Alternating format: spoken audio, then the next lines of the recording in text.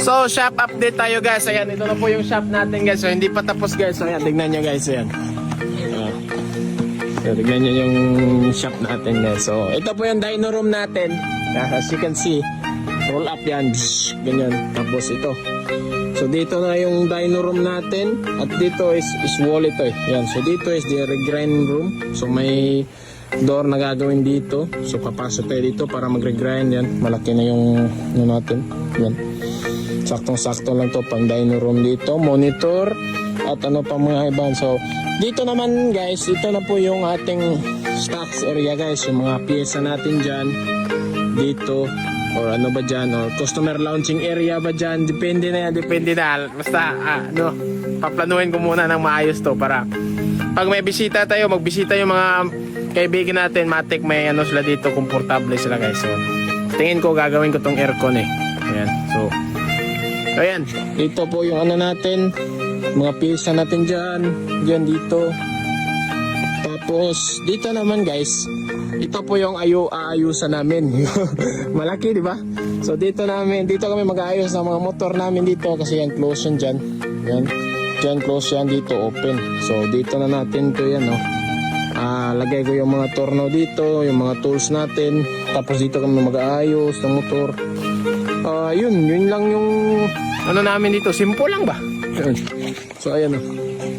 Ayos. Anong masasabi nyo guys? Mas malaki yung aayusan namin kaysa sa shop. Kasi sureball, ang daming motor eh. Maraming motor, di natin kaya yung mga motor. So ayun. So maraming salamat sa mga suporta nyo mga boss. So tingin ko this will be ready for 2 months siguro. Mga ganyan, 2 to 3 months. Good sa to. So, yung signage natin, dyan natin ilagay pack, ganyan, para makita nila doon. So, medyo papasok, medyo malayo ito sa, ano, sa daan, pero mas maganda kasi wala nang magre-reklamo ba. So, ayan, papasok ka lang dito. So, nandun yung farm natin. Yan, dito yung shop natin, no. So, ganyan. So ayan guys, ito po yung exciting part guys, itong dino room talaga guys dyan dito. So ayos na, all in one na ito yung shop ko.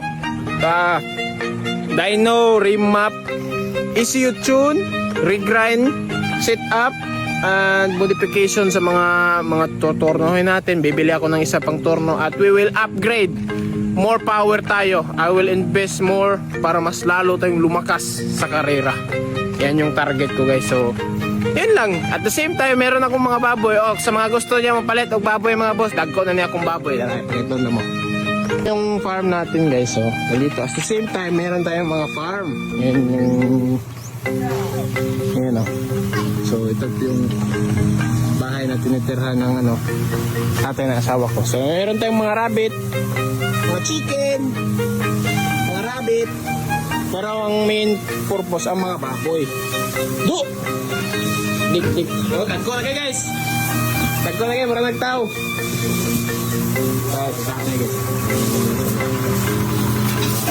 Bisa may ganahan mo palit niya og baboy oh. Pag saat na mo daan para karong pista sa Midillion oh. Dagko kayo itong baboy dito guys oh. Uy! Sugal mo mata. Masukol na kaswa. Oh, mga dagko kayo guys, mga isog kayo guys. Lami kayo ni Aston guys oh. Wagin. Uy!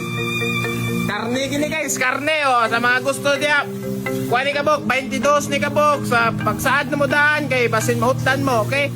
So sa mga ganahan diya mo palit no. Naarata diri sa kuan guys, Dumberhilyo guys. So nga ni. Pakita na ko yung address karon. Pakita na ko sa inyo. So 22 ni kabok baboy sa mga ganahan diya mo palit.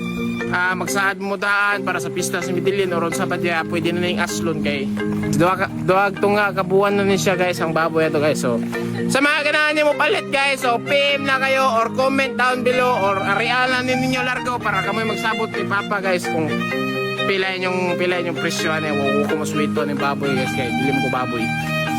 So okay, so thank you guys. So ayan yung shop.